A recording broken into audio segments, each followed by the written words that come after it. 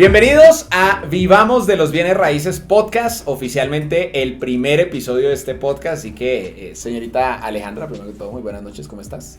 Muy buenas noches, muy bien, contenta, muy feliz porque hoy iniciamos una etapa de muchísimo impacto por medio de un podcast que vamos a tener invitados muy especiales y el día de hoy tenemos la apertura con broche de oro y ya, pues obviamente ya seguramente estarán viendo a nuestro invitado, no sé, ahí que nuestro productor nos dice si se ve enfocado o no. ¿No se ve aún? Entonces, ¿es sorpresa o sí se ve? Sí se ve. Ah, sí se ve, entonces ya estarán viendo a nuestro invitado especial. ¿Quién es? Bueno, pues antes de iniciar y de presentarles a nuestro invitado, pues este podcast nace como respuesta a escucharlos a ustedes. Muchas personas nos han escrito pues que disfrutan de este formato. La verdad es que nosotros también somos consumidores de podcast, nos gusta mucho escucharlo en el carro, mientras hacemos ejercicio, así que pues disfruten de este nuevo formato que todas las semanas vamos a estar compartiendo un nuevo episodio. Antes de darle la bienvenida a nuestro invitado, saludo al ingeniero Carlos Lovera. ¿Cómo estás, ingeniero? Muy bien, muy buenas noches, Juan Camilo, muchas gracias por la invitación y pues también muy complacido de estar en este espacio para brindarles pues seguramente información importante y también recibir de los oyentes o teleaudiencia, como se quiera llamar, y poderles resolver, enriquecer también con mucha información preciosa para todos estos temas constructivos, co-living, hoteles, inmuebles, todo lo que movemos acá. Bueno, súper. Bueno, ahora sí, sin más preámbulos, pues estamos con Juan Carlos París, amigo de la casa. Ya buena parte de nuestra audiencia te conoce, aunque dice que nunca lo etiquetamos, pero Aquí importa, Plura sí importa. Aquí tenemos al creador, al cerebro, al fundador de Plura. Plura es, y lo digo siempre honestamente, es de los co-living que más nos gusta, es el primero que conocimos grande, nos has abierto muchas veces las puertas a tu espacio, estamos muy agradecidos, así que pues hoy vamos a hablar de cómo hacer un co-living a gran escala, hermano. Pues bienvenido primero que todo aquí al podcast. Bueno, muchas gracias, pues para mí es un placer estar con ustedes y la idea es un poquito contarles mi historia, que no es ni la verdad ni cierta, sino es una visión compuesta y es como yo veo las cosas. Con aciertos, con desaciertos, pero pues la idea es intentar ayudarles en lo máximo como a que vean una perspectiva que ha pasado unos caminos y unos pasitos para que ustedes puedan hacer sus propios pasos o tomar las decisiones de no hacerlos. Más importante aún que cualquier otra cosa es que es algo que me ha servido mucho, es aprender de otros, de las experiencias de otros, y uno toma lo que quiere o deja pasar lo que no le suene o no le resuene, pero siempre pues oír a otras personas o mirar a otras personas o ver ejemplos de otras personas buenos y malos pueden ayudar. Entonces acá les voy a contar una historia, no es una verdad absoluta, lo repito, en algunos casos puede que lo diga, pero realmente creo que no solo no tengo la verdad, sino que todavía se está construyendo, y lo estábamos hablando antes de empezar. Co-living y sobre todo a gran escala yo creo que se está escribiendo, entonces nadie tiene la razón, no creo que haya un solo camino, yo estoy seguro que alguien encontrará mejores caminos, pero adicionalmente entre todos podemos revolucionar algo que yo creo que va a ser una tendencia mundial.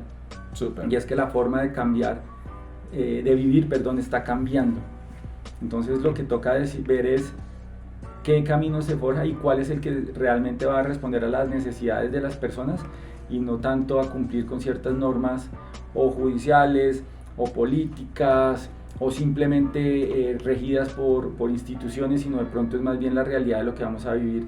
En este caso pues pueden ser los colombianos, pero cualquier persona del mundo o sobre todo de Latinoamérica que tenemos contextos un poco diferentes. Bueno, antes de iniciar, y ya llegaremos al final, ¿cierto? Que es Plura, hoy en día tiene 100 unidades, estamos explorando maneras de expandirlo, etcétera. Yo quisiera iniciar, y ya ahorita pues todos tendremos preguntas, pero ¿de dónde viene Juan Carlos? ¿Dónde naciste? ¿En qué contexto familiar? Empecemos por el inicio, digámoslo así. Okay. Yo soy bogotano, de dos papás, mi mamá es de Girardot, mi papá es bogotano, de familias tradicionales bogotanos en el sentido de la típica familia, papá, mamá, 7 hermanos por lado y lado. De ahí se conocen mis papás de barrio, se vuelven amigos de barrio, y nace mi hermano y yo en un contexto muy particular de que mi papá era empleado, mi mamá era vendedora de finca raíz, no sé si les había contado ese detalle, vendedora, pero más como emprendedora independiente. Una familia que tuvo sobre todo grandes beneficios en términos de educación, a los colegios que pudimos ir, al acceso de universidades y de contacto fue muy positivo, pero pues era una casa muy normal en que se vivía muy cómodamente, nunca me faltó nada, pero no era ni con excesos. Y algo que es interesante y era también con comparaciones de personas cercanas que eran muy referentes, nuestros con casos mucho más exitosos en términos de emprendimiento y economía y de temas financieros que siempre fueron muy atractivos para mí a título personal. Entonces, en el caso particular, pues yo tuve una educación mucho más conservadora en términos financieros, donde el lenguaje siempre era hay que ahorrar, hay que apretarse el cinturón, este año sí va a ser duro, etcétera. Ver ejemplos específicos de personas que generaban muchísimo valor, que estaban viendo era cómo generaban más riqueza o bienestar, entendido de cualquier forma. Y adicionalmente, pues en ciertas situaciones donde se vivieron diferentes crisis, la más importante y aunque pues tuve diferentes etapas pero desde muy chiquito entendí que yo tenía que forjarme mi propio camino en términos sobre todo de mi independencia financiera, pero también laboral. Yo empecé a emprender muy joven, siempre con unas ansias específicas de hacer cosas nuevas, pero más interesante aún es que tuve también muchas ventajas, y es que como para tener ciertos beneficios específicos yo tenía que lograrlo por mí mismo, pero por las cosas que yo estudiaba en ese momento no se me facilitaba tanto algunas, pues yo estudié ingeniería, era algo pesada, necesitaba hacer, aunque podía hacer muchas actividades, yo no podía trabajar medio tiempo. Donde yo estaba estudiando era muy difícil, entonces yo empecé fue como a emprender, donde todavía no se llamaba tanto como emprendimiento, pero pues a crear empresas de diferente forma, y me identifiqué mucho que obviamente pues estaba más en mis manos mi futuro que en cualquier otra.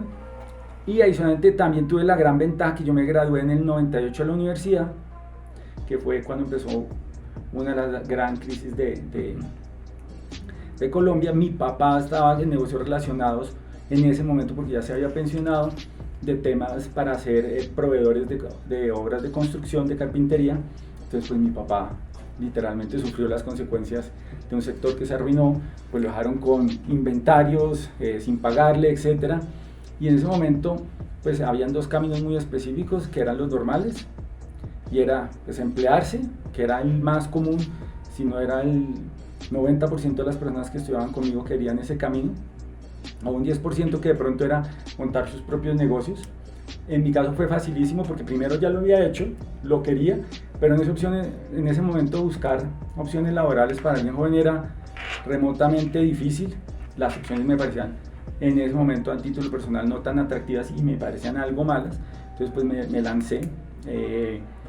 Para hacer el cuento largo, he emprendido muchas veces, llevo más de 20 años emprendiendo con empresas que todavía funcionan, pero pues he quebrado muchos emprendimientos, he dejado de hacer muchas cosas pues por obvias razones de cambio de tendencias, etc. Pero también algo que me ha gustado mucho es que en el emprendimiento empecé a identificar cuáles eran mis pasiones o cuál era mi contribución. Y la contribución en un momento yo empecé en temas muy de formación y de educación y pensaba que era ese.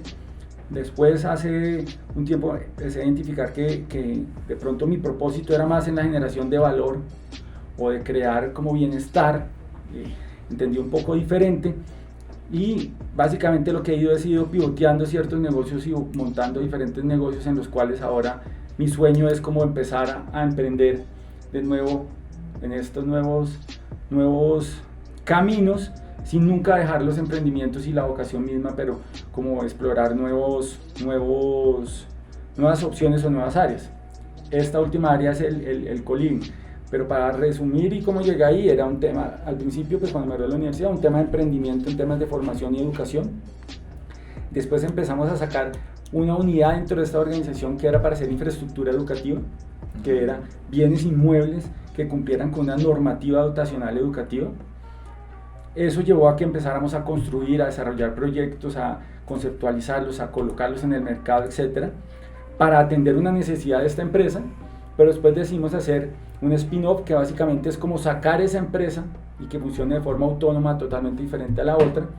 Y haciendo esta, fue lo que pasó, empezamos a ver oportunidades y empezamos a ver las residencias estudiantiles o los dorms o donde duermen los estudiantes, propiamente las universidades, y las universidades nos empezaron a preguntar, oiga, nos interesa ese nuevo segmento, y no sé, hay un clic que me apasionó y dije, oiga, sino las residencias estudiantiles, y empecé a estudiarlas y empecé a identificar que podía ser el siguiente nivel. Pero después, cuando empecé a ver los fundamentales, vi que no me gustaba, pero empecé a encontrar mucho co-living. Y en ese momento específico, que eso fue hace como unos 6 años, co-living empezaba a sonar en el mundo más fuertemente como concepto. Co-living ha existido toda la historia, pero como concepto lo empezaron a llamar, y me empezó a interesar mucho porque lo llamaban las residencias estudiantiles 2.0, como era web 2.0 o tal. Entonces era, oiga, esta es como la evolución de las residencias estudiantiles. Y casualmente, en ese momento yo había tomado unas decisiones específicas que ojalá cada año, año y medio, tuviera unas experiencias totalmente diferentes de viajes turísticos, de paseo, pero con algo de emprendimiento. Y tuve la suerte de empezar a visitar diferentes países, sobre todo en el Asia, y empezar a ver que esto no era simplemente un nombre, sino realmente era una tendencia monstruosa. Si uno cree que en Colombia hay mucho co-living o creen que en Estados Unidos hay, lo que hay en India, en China, es unas monstruosidades por las dimensiones de la población. Pero empecé a identificar cosas, que había una tendencia mundial a nivel inmobiliario que nadie estaba supliendo. Yo ahorita después explico un poquito qué es para mí co-living, que no es un término absoluto, pero tiene diferencias. Entonces empecé a encontrar como, oiga, hay una nueva tendencia, y es que la gente cambió la forma de vivir, lo que quiere la gente, pero la infraestructura de vivienda no. Y en ese hay muchas versiones, como lo digo, no es que yo tenga la razón, pero el co-living que a mí me interesa es que es larga estancia, realmente donde se vive, pero se genera una comunidad específica entre los que viven. Y eso no es palabras vacías de decir, oiga, no es una comunidad y más o menos se van a ver y de pronto hablan y tienen hobbies en común. No, son personas que tienen relaciones cercanas a nivel de índole personal, social, laboral, y algunas veces simplemente de hobbies o de compartir algún tema muy puntual, como puede ir a hacer yoga, o puede ser compartir que alguien tenga un aguacate, pero hay cosas tan profundas como llegar a ser, oiga, somos socios, partners, pareja, etc. Y entonces ahí empecé a verlo y dije, oiga, me está interesando mucho, y empecé a encontrar un nicho puntual. Y yo ya había empezado un proyecto y me tocó pivotearlo o cambiarlo, y era porque iba a hacer las residencias estudiantiles. Ya estábamos empezando a hacer el edificio con unos socios, y de un momento a otro dije, no, toca cambiarlo, no va a funcionar las residencias, y cambiamos totalmente un proyecto y lanzamos un proyecto totalmente nuevo, que era de PowerPoint, de teoría, mucha lectura, mucho estudio, muchas bases de emprendimiento en cierta manera, pero también pues mucho riesgo, porque pues ya no había vuelta atrás. Entonces fue una ventaja grandísima, y es que ya habíamos arrancado. Pues cuando uno ya arrancó, sobre todo una construcción, lo mejor es terminarla realmente, y entonces simplemente dijimos, hagámoslo, y entonces fuimos volviéndolo de un PowerPoint a una realidad, y esa es como un poquito la historia. Genial, súper. Iniciamos también por un lado muy propicio, que es un co-living, porque seguramente mucha audiencia pensará, pero oye, es para mí algo muy novedoso. Para ti, ¿qué es un co-living? Bueno, como te digo, pueden haber diferentes versiones. El co-living que tú predicas, que yo estoy intentando hacer y ojalá predicar para ver si evangelizamos, es un lugar donde las personas pueden vivir, disfrutar y trabajar en un ambiente donde tienen grandes beneficios, pero que sobre todo viven en una comunidad. Y eso tiene un énfasis muy importante en que le va a dar a las personas flexibilidad, que es algo que creo que realmente todos buscamos, y esto no creo que sea un tema de los millennials, sino es un tema que todos queremos flexibilidad, todos queremos poder reducir nuestros gastos, aumentar si queremos gastar más o si tenemos hacer mayores inversiones, que nosotros queremos tener la flexibilidad de podernos mover a una ciudad diferente o a un barrio diferente.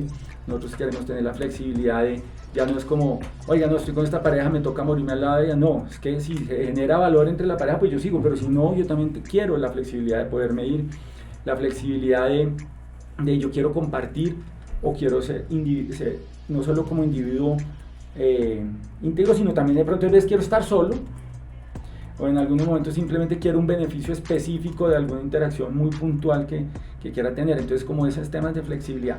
Y la otra es que el sistema generalmente está muy ligado a los activos, ¿sí? Y yo creo mucho en la economía colaborativa, que no lo mencioné, pero eso es gran parte del co-living, y es en la economía colaborativa no es tan importante ser propietario del bien, sino tener los beneficios específicos de ese bien.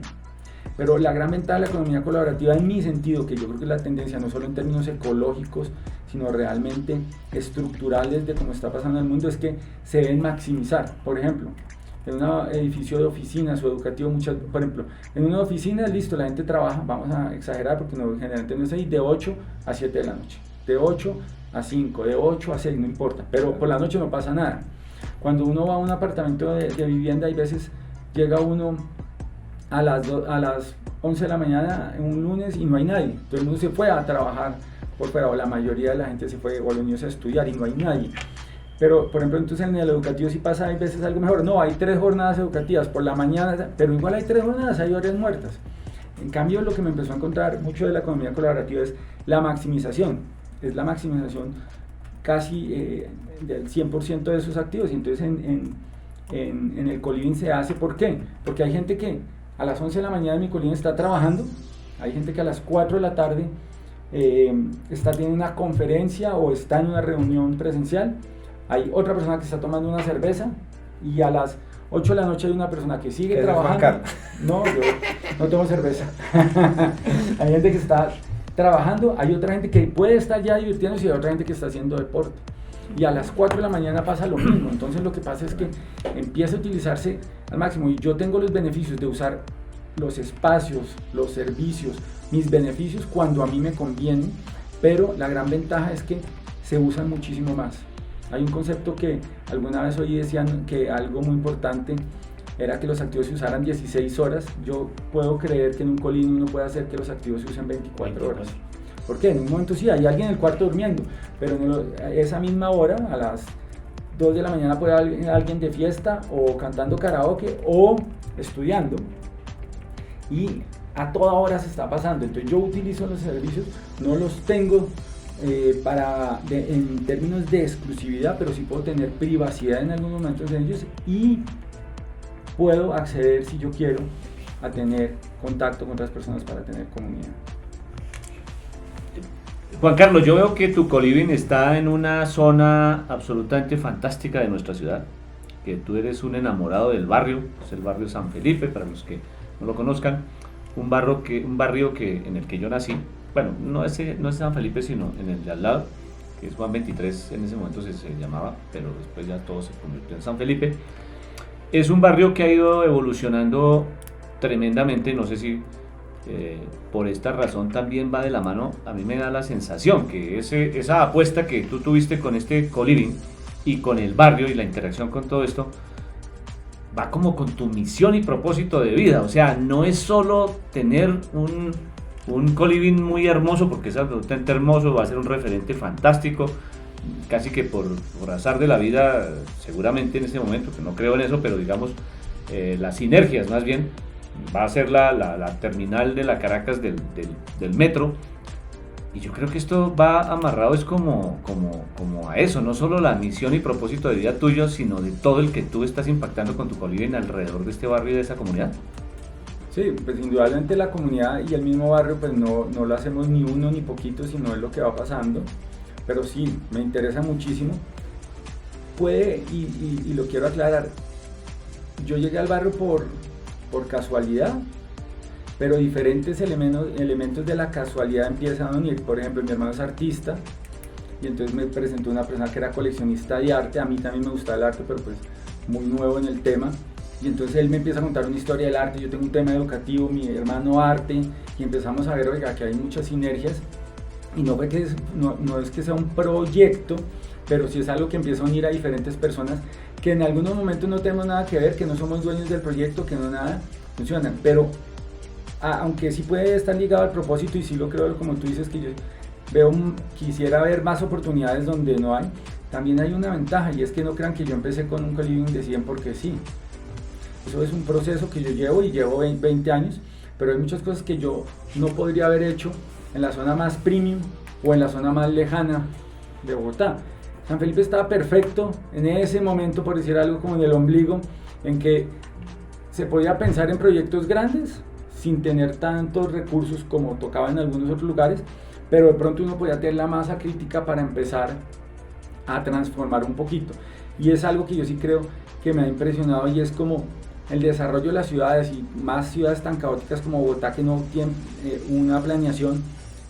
La gente no se da cuenta de lo que empieza la ciudad a marcarnos y a regirnos y a dividirnos o a diferenciarnos sin darnos cuenta. A mí me aterra la Caracas y la autopista, que se volvieron una división, que primero no hay ninguna autopista, y además todos los vemos y es como, ¿es abajo o para arriba? Es que uno en Bogotá todavía ve cosas como, no, es que los domicilios son hasta tal calle. ¿Cómo así que son hasta tal calle? Los domicilios es si hay un cliente y vale la pena llevarle. Yo vivo es donde me convenga y no donde nací o donde Pepito Pérez vivía. Y adicionalmente a eso es que la tendencia mundial, y eso no es solo Bogotá, lo que pasa es que Bogotá es más caótica dentro de Colombia, es que la finca raíz cada vez es más cara. No me acuerdo cómo es el dicho, pero pues básicamente dice, tierra no van a hacer más. Entonces, claro, eso está empezando a pasar, es un fenómeno mundial. Claro, se supone que más del 72 o el 75% de la población va a vivir en las ciudades hacia el año 2050-2060, porque es una migración muy fuerte, de ahí que se están, digamos, fortaleciendo las ciudades intermedias y demás, y debe ser así, ¿no? Y es una tendencia muy fuerte es decir, por eso mismo hay que pensar es cómo va a vivir la gente, no es solo pensar qué producto le entrego yo, y creo que es una de tus apuestas, sino qué es lo que la gente, cuáles son tus necesidades para, ya que vienes, atendértelas y que te sientas muy bien. Sí. Porque eso y es pensar un poquito diferente de los límites. El barrio de San Felipe se marca mucho por estar de un lado de la autopista de la Caracas, pero pues es como dividir todo, porque está desde la 19, la 26 o la 170, pues eso no obedece a nada, sino es porque alguien hizo la vía ahí, pero no era una tendencia ni una era de decisión de que algunas personas quisieran ver la montaña, otros el atardecer, otros estar al lado de una quebrada, sino fue cosas que pasaron sobre todo en ciudades tan caóticas. Entonces para mí sí era muy importante, y sí es muy importante pensar un poquito divergente. De hecho, pienso que el diseño de la ciudad no puede ser como es de tantas horas transportándose, de segregación, de diferencias tan marcadas, sino lo que debe ser es un tema de oportunidades y de buscar espacios específicos según lo que uno lo quiera o le guste. Yo paso ahorita más tiempo en Barrio San Felipe que donde vivo, y yo vivo en el lugar en el que vivo es por condiciones totalmente impuestas. Saluda a la esposa. Por mi esposa, pero también por los dogmas sociales específicos de un grupo social puntual donde era mi sueño vivir.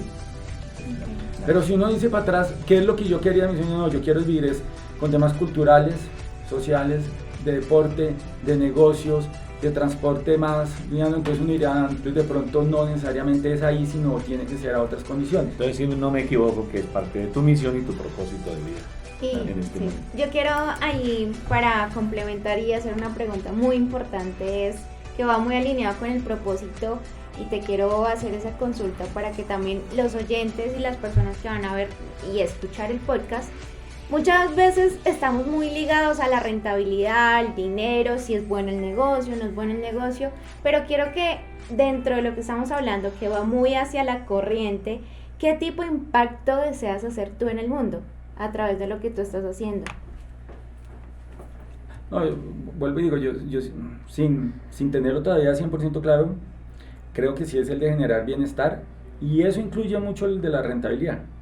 O sea, no concibo ningún bienestar que no sea autosostenible, no concibo ningún bienestar que no tenga algunos elementos de inclusión, no concibo tener bienestar hasta en pensar diferente un poco, y algo que Carlos decía y lo habíamos hablado en alguna ocasión, y es en hacer soluciones para problemas reales, que eso es muy de emprendimiento. Los emprendedores buscamos soluciones para problemas reales. Para mí un problema real es que los botanos, en este caso particular, ojalá lo pueda ampliar a mucho más y a escalas mucho más grandes, es que no estamos teniendo las opciones específicas de cómo queremos vivir. Y sí se puede. Claro que sí. Pero entonces uno empieza a decir, no, es que me toca en este barrio, no, pero ¿y por qué no puede ser el de al lado? ¿Por qué no puede ser 3 cuadras? ¿O por qué no puede ser una ciudad intermedia? ¿O por qué no puede ser en otra ciudad o en otro país? Etcétera, etcétera, etcétera. Pero estoy súper de acuerdo con eso. Pero si te hago la salvedad simplemente para que no vaya a creer, yo creo que el propósito sí tiene que ver mucho de todas maneras con el bienestar, y el bienestar tiene un fenómeno muy importante, es de generar valor. Si tú generas valor, vas a generar dinero y vas a generar rentabilidad, sí o sí. Obviamente, pues habrá unos negocios más grandes que generan muchísimo más. Hay muchos emprendimientos que, por ejemplo, pueden levantar muchísimo dinero y volverse un unicornio, y ya eso es un hito, y chévere que lo hagan y que traigan el dinero. Habrán otros emprendimientos que son más tradicionales, que son de generar riqueza y rentabilidad específica intrínseca en el negocio. Habrá otros que podrán escalar a mundial o entrar en nichos chiquitos, no lo sé. Pero sí tener mucho cuidado en que lo que uno vaya a hacer sea una solución de algo que sí sea un problema real, para poder que sea autosostenible. ¿Por qué?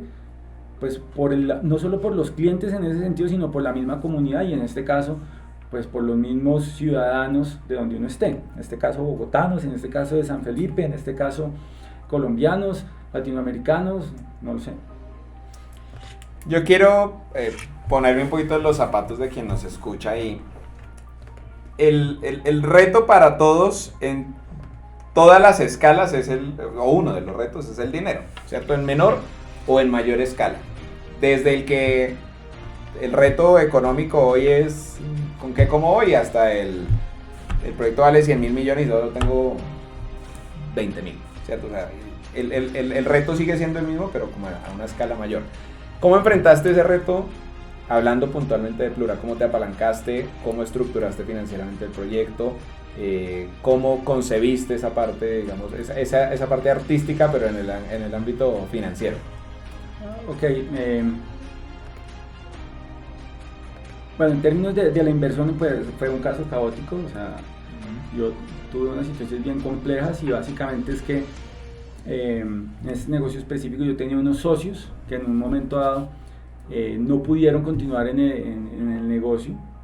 Entonces esas personas me pidieron retirarse pues básicamente porque no podían continuar o no les interesaba continuar. Y en ese momento me tomó una decisión específica de intentar hacerlo solo, mientras que buscaba o nuevos socios o diferentes fuentes de financiación. Ese proceso fue totalmente caótico porque me empecé a enfrentar a diferentes situaciones. La primera fue, nadie sabe qué es Coliving, porque entonces yo decía Coliving, y me decía, sí, eso lo están haciendo, eso es cuando venden el edificio y lo alquilan por Airbnb. Yo decía, no, es un poquito diferente. Oiga, ¿y por qué en San Felipe? ¿Por qué en tal lugar? Oiga, pero usted ha visto la casa de sus vecinos, es que al lado hay un taller, o al lado hay una cafetería, es que debería pensar en otra zona, es que debería estar al lado de restaurantes, o debería estar más lejos, o lo cual fuera. Entonces fue difícil traer inversionistas, pero después yo digo, oiga, venga, ¿por qué no probamos? Y hay un tema importante, esto todavía es un tema de PowerPoint, son ideas porque no se ha ejecutado, no se ha validado, solo hay referentes. Y yo, venga, busquemos bancos y buscamos tipos de financiación. Los bancos generalmente es la financiación más barata que tú puedes tener, en términos de no solo lo que hay que darles de regreso, sino sobre todo lo que tú estás comprometiendo. Y para mí era muy importante no comprometer el proyecto. Yo no quería socios, por ejemplo, tuve socios que me decían, no, entonces vendamos los apartamentos. Yo decía, no, pues si los vendemos no puedo hacer el coliving porque hay copropiedad, no hay comunidad, sino entonces no podemos curar qué va a pasar ahí.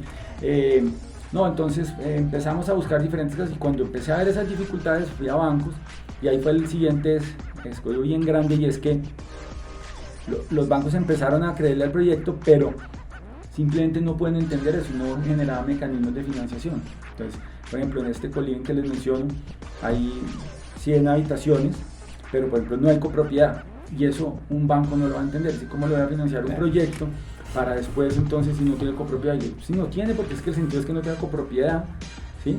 Porque realmente lo que se tiene es una figura jurídica de unos solos dueños y más bien tienes unos inquilinos que son su comunidad.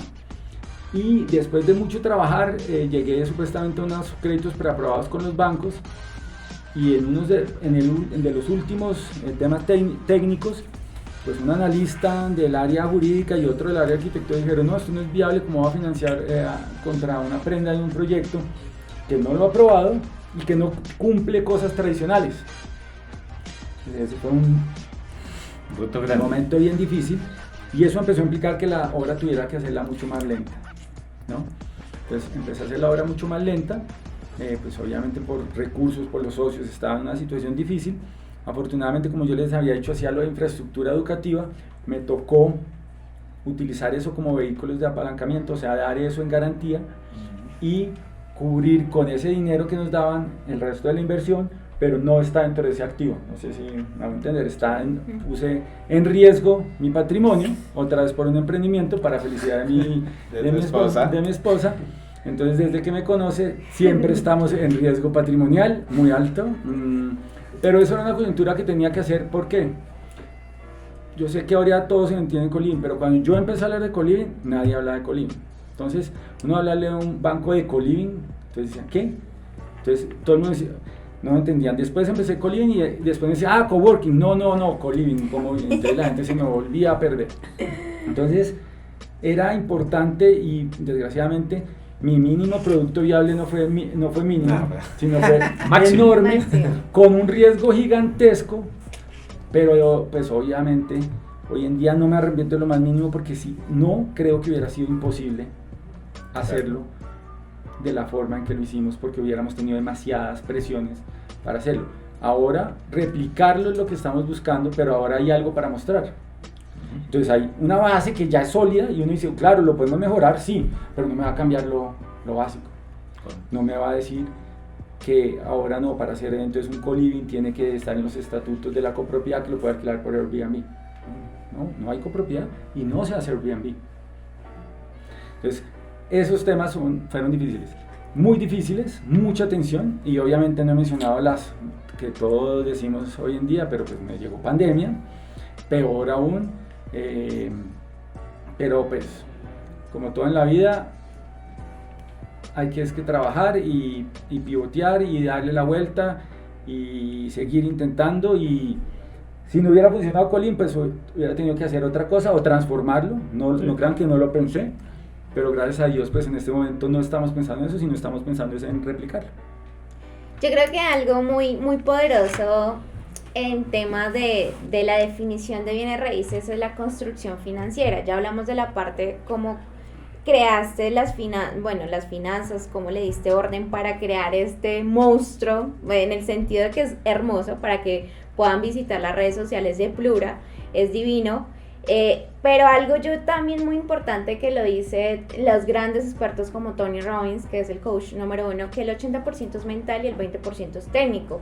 ¿Cómo te enfrentaste tú mentalmente a esos momentos? Pandemia, la gente no creía, los bancos te veían como demente, que me está vendiendo, es un coworking, es unas oficinas. ¿Tú cómo te preparaste emocional, físicamente para enfrentar esos retos de dinero, responsabilidades, tu patrimonio, tu familia también? Porque muchas veces seguramente la familia o el círculo íntimo te dirán, no, pero estás mal.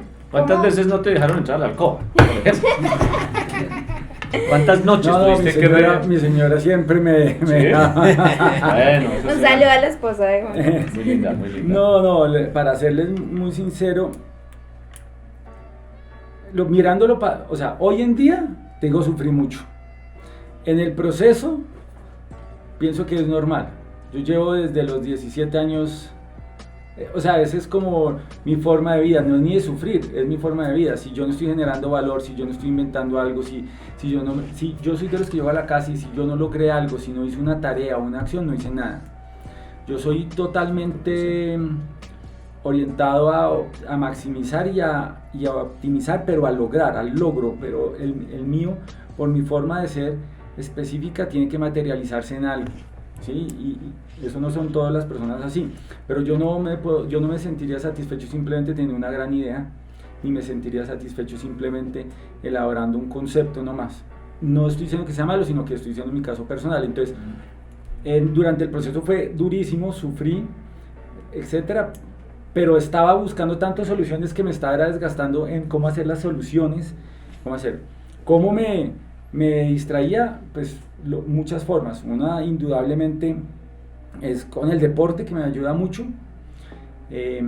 Otra específicamente es en intentar buscar más alternativas y seguir haciendo como tareas. Eso me tranquiliza mucho. Si yo tengo tareas y tengo cosas por hacer en el día a día, bajo muchísimo mi ansiedad en temas personales.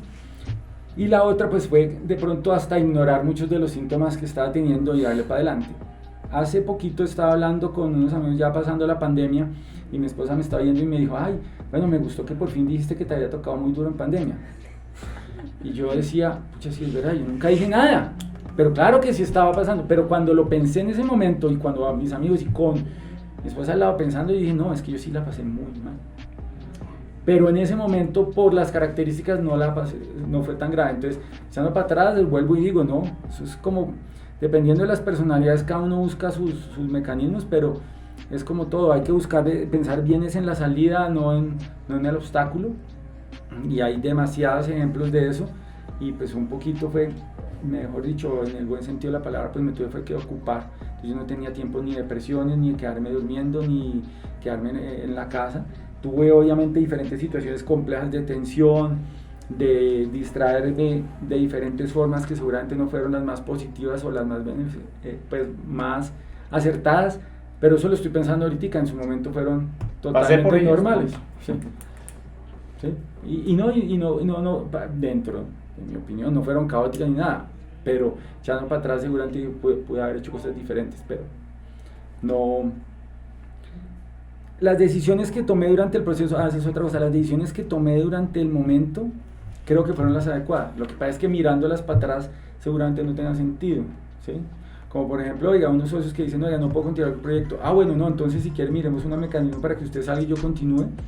En ese momento fue una decisión medianamente acertada. Pero para atrás yo hubiera dicho, no, pues usted está en el negocio, claro, le toca quieto, seguir. Quieto. Y pues ojalá le vaya bien al final de esta historia. Pero en ese momento yo pensé diferente y fue positivo. Ahora es positivo, pero me hubiera ahorrado un casi 50% de preocupaciones. Se imaginarán qué porcentaje era el de mis socios. No. Claro. Una pregunta, tú decías que el Plura de hoy es un proceso, él mismo, y seguramente detrás de él. Y mi pregunta es, ¿tuviste ejercicios más pequeños que Plura en el mismo renglón? ¿O venías de otro tipo de ejercicios en los inmuebles y demás y saltaste de una vez a un volumen como este? Bueno, yo cuando tenía también como 25 años emprendí con unos temas de deportes de aventura. Teníamos un hostal hotel con comunidad que era de kayak. Entonces, ¿En Colombia? Sí, en Colombia, en Tobia.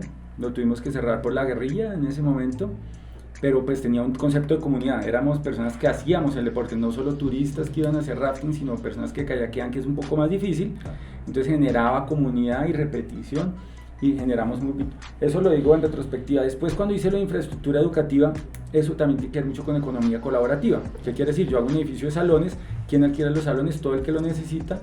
Unas veces puede ser una gran corporación, otra vez puede ser una universidad, otra vez puede ser una empresa del Estado, por decir algo. Entonces, parte del mismo principio.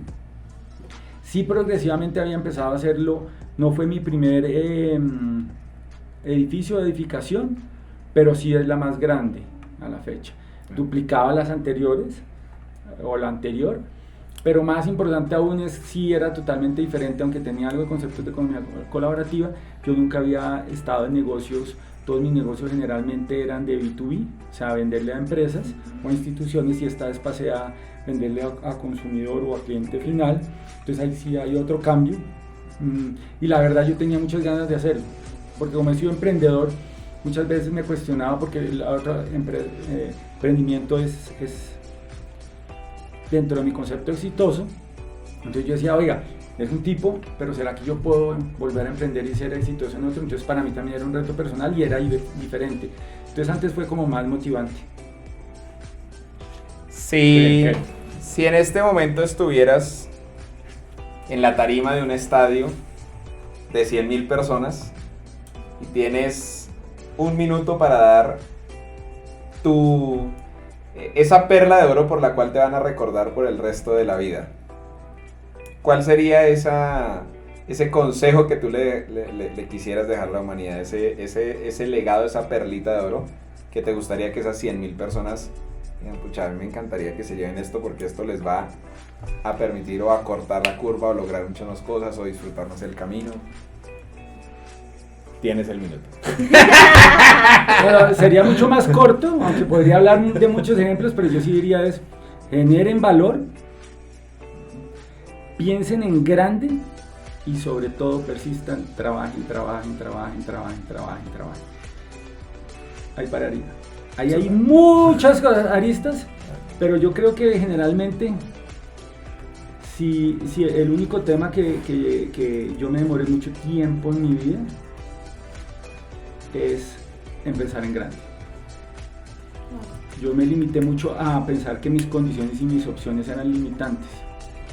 Entonces, y a mí, yo pasé por las que casi todos pasamos. No soy tan inteligente.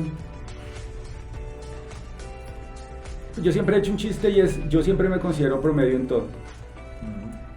O sea, nunca ni el mejor estudiante, ni el mejor emprendedor, ni el mayor heredero, ni el mejor más esposo, afortunado. sí, porque No, ese sí es más abajo del promedio. A ver el podcast. Ese tengo que admitirlo que es más abajo del promedio.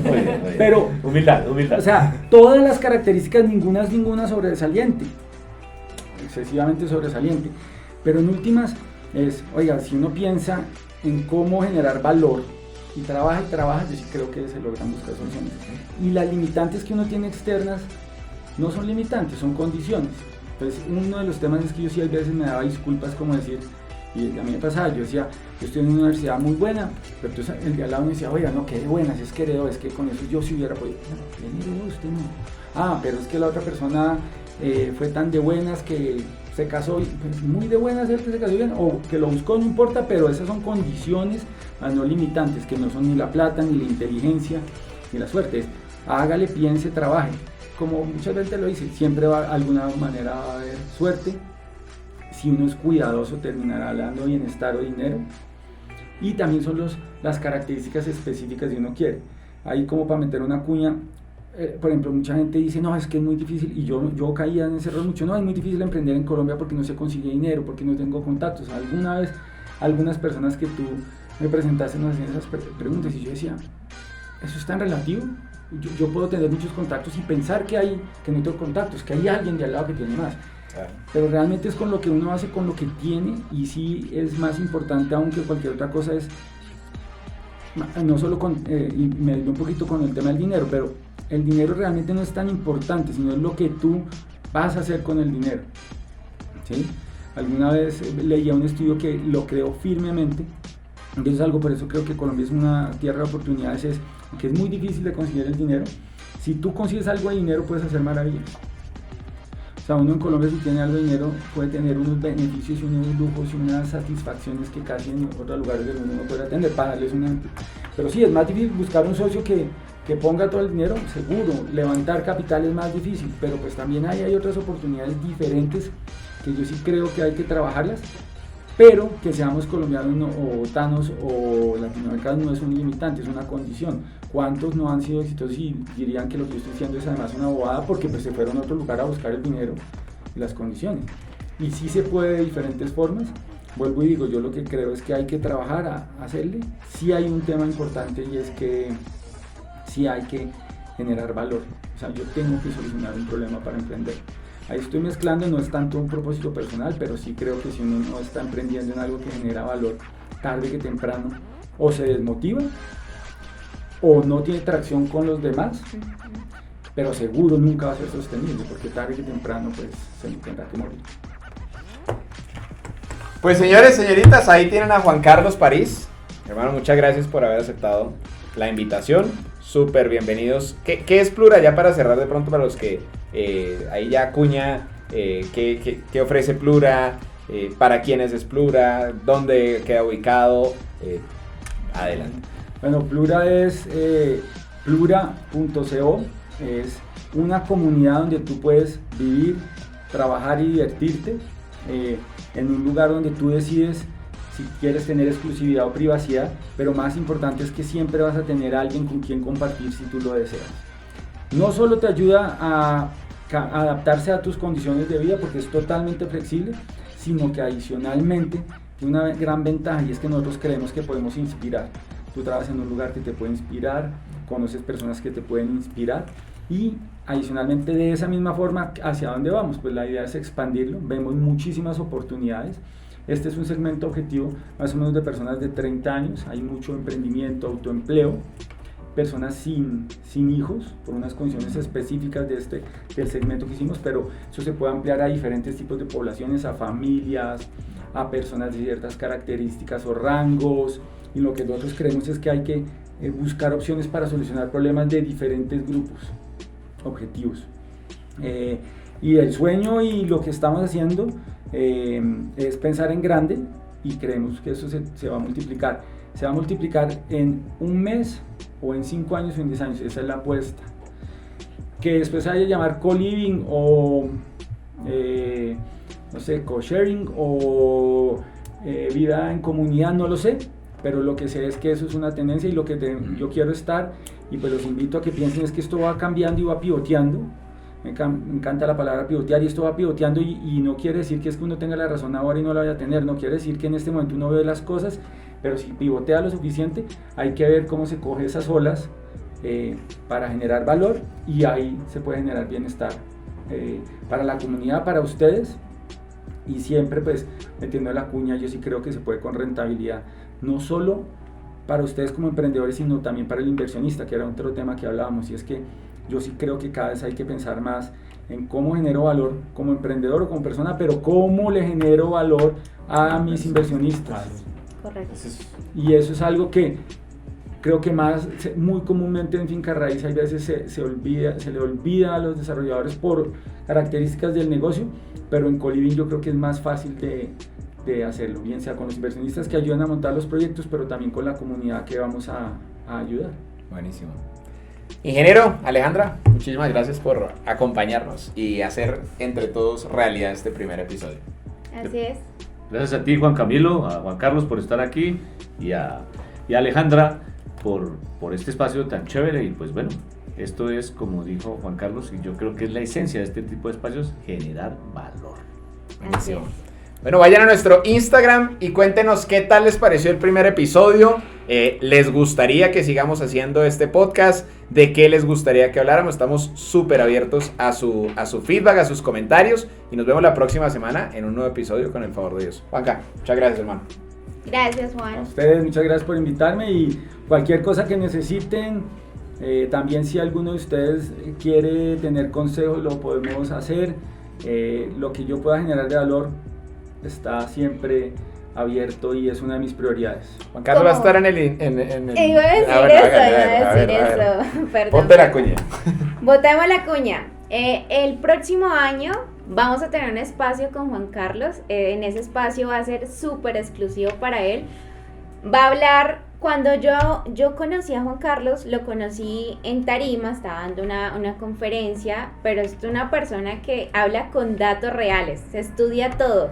Cómo cambian las tendencias, cómo cambian las familias, cómo va el mercado. No es solamente hablar por hablar, sino también has hecho un estudio de mercado muy profundo. Y en ese espacio, ¿lo lanzamos de una vez?